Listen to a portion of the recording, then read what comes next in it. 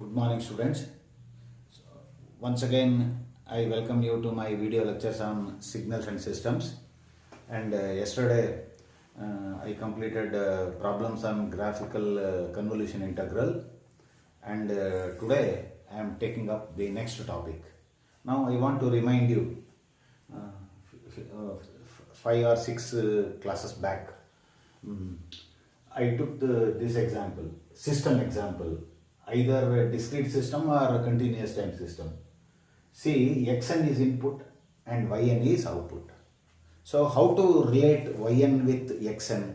That is how to relate output with input, yt with xt or yn with xn. How to relate? There are four methods. I told. First method is impulse response method. Using the impulse response, that is ht, one can relate output with input. It is already over. Second one is, I am taking up now, differential equations. For continuous time systems, output can be related with input through differential equations. If the system is discrete time, then output equation can be related with input through what is known as a difference equation. This is second method. Third method is block diagram method. Fourth one is ruled out. As I said, state variable method is not in your syllabus, so it is left out. Only these three methods. So this is second method. Today now, I will take up continuous time systems, differential equations.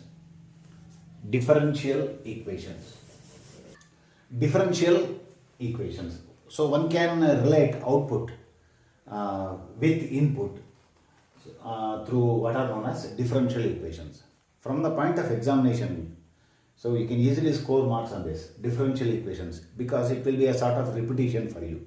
I don't know whether in M1 or M2 you have gone through differential calculus. So here more or less repetition of that occurs here in differential equations. See, today now I will explain the differential equation method, and in the next class I will take up problems. See, differential equations. Differential equation is the method of relating output with input. Now I will take one example. I will take an RL circuit.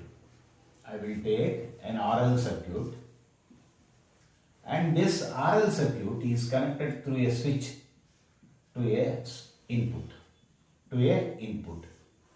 So this is xt input, RL, and current is output. Now switch is closed at t equal to 0. So this is a electrical system. So in this electrical system, this is input. Voltage source is input. And current is output. So how to relate output with input? You can relate output with input based on basic law of nature. This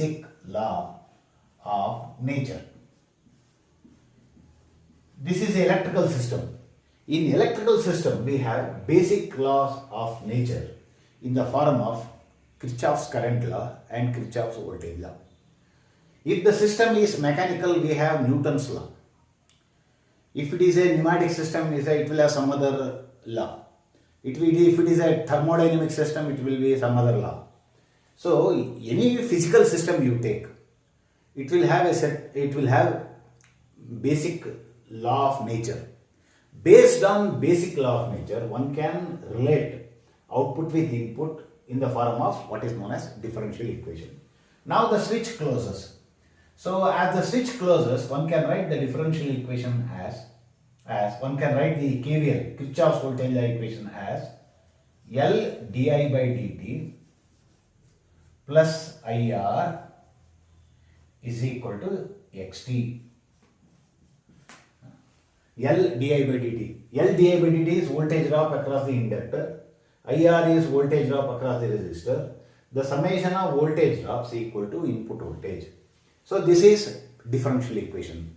If you write the differential equation, it should be like this. On one side, output and its derivatives. On the other side, input and its derivatives. In this problem, there is no derivative of input, only di by dt. This is what is known as first order linear differential equation. First order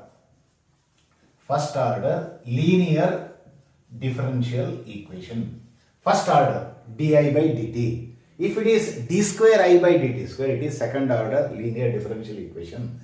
If it is d cube I by dt cube, it is third order differential equation. Linear. There is nothing like square of this.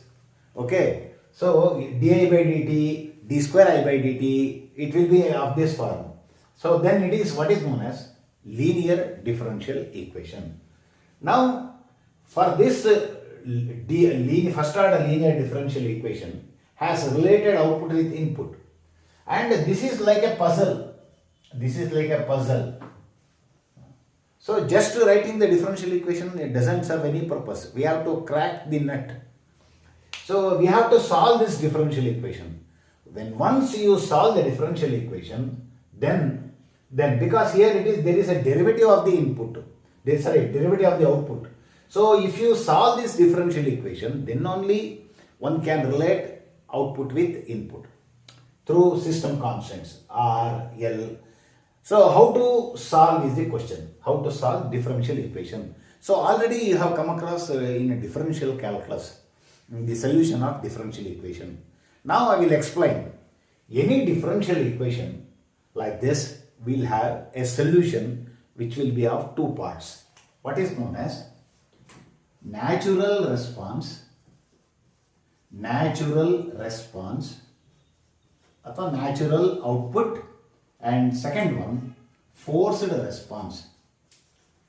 So solution is of two parts, natural response and forced response. So the summation of these two gives total solution. So what is natural response? So output of the system is influenced by two factors.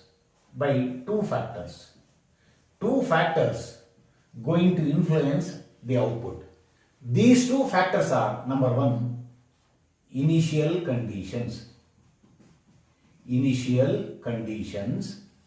and another factor is input. So output is influenced by two factors. One is initial conditions. What do you mean by initial condition? The conditions that prevail at t equal to 0.